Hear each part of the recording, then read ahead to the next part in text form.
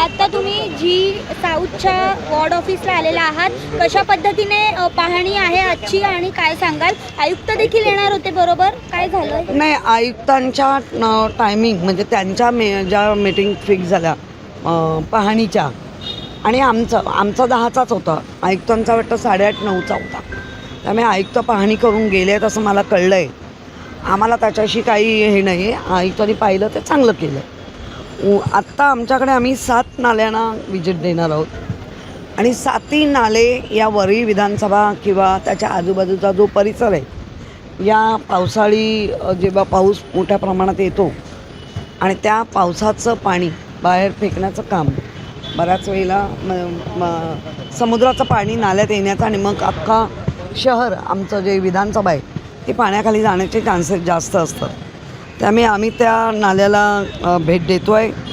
आणि काय काम चालू झालं आहे, किती चालू झालं आहे, कारण आता एप्रिलचे 8 दिवस निघून गेलेले आहेत. 31 मे डेडलाईन आहे असं समजतं आहे, पण त्या डेडलाईनच्या आधी तुमची 31 मे डेडलाईन असेल, पण तो त्याच्या आधी जर अवकाळी पाऊस आला, आपण अवकाळी पावसाने पुणेकरांचे काय भंबेरी उडवली आणि पुणेकरांनी मग प्रशासनाची कशी भंबेरी उडवली, हे सगळं आपण बघतो आहे. राज्यकर्त्यांची धावपळ झाली.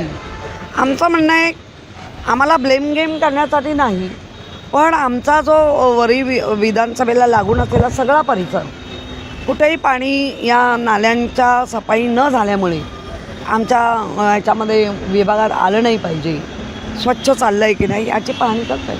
आणि ही पाहणी ज्या वेळेला आदित्य उद्धव ठाकरे साहेब हे नेहमीच 15 मार्च 18 मार्चच्या आधी सगळ्यावरती चर्चा घडवून आणून पाहणी करून प्रशासनाला सतर्क, प्रशासन नेहमीच येतो, पावसाळा खड्ड्यात रस्ते, रस्त्यात खड्डे, हे सगळं नेहमीच चालत राहणार आहे.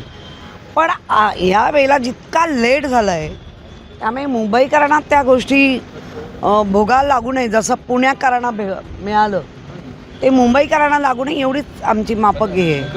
संयोगानं आज आयुक्त पण याच परिसरात पाहणी करत होत्या. सकाळी तुमची वेळ जुळणार होती पण थोडक्यासाठी चुकल्याची माहिती कळते. नाही, मला माझी 10चीच वेळ होती, त्यांची 8:30-9ची होती आणि तेवढं शक्य नव्हतं.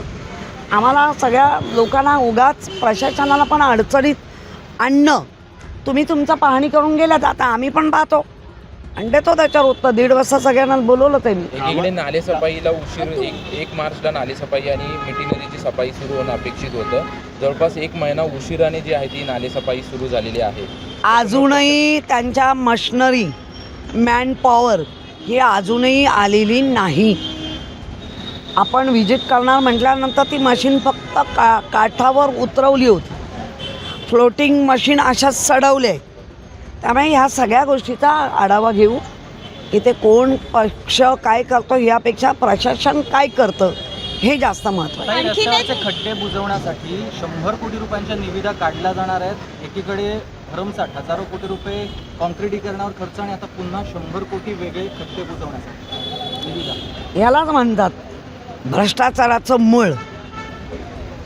ताई, आणखीन एक प्रश्न आहे, भूखंडासंदर्भातला हा प्रश्न आहे. वांद्रे पश्चिम इथे एक भूखंड होता जो महापालिकेचा होता, जिथे नर्सिंगसाठी तो राखीव होता. मात्र आता जर आपण बघितलं तर संदीप देशपांडेंनी असा आरोप केलेला आहे की त्या भूखंडामध्ये घोळ केलेला आहे आणि त्याच्यामध्ये आता 250 कोटीचा एका संस्थेला दिलेला आहे.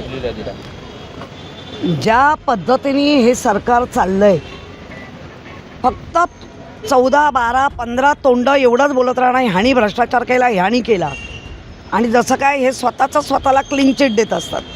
त्याच्यावर आम्ही वर्क करू, बघू आणि आम्ही तुमच्याशी बोलू.